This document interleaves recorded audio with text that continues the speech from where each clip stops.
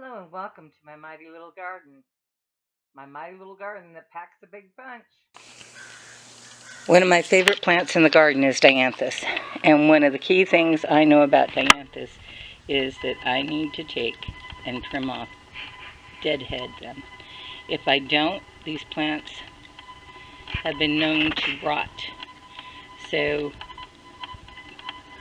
I know as a gardener that this, although time consuming effort because these have so many blooms on them, will really make these much more beautiful and larger plants. You can see this one got deadheaded before I left for Louisiana. So it's growing taller as part of what it is. Anyway, deadhead your plants and you'll reap the rewards. Thanks for watching. Please give us a share and a like.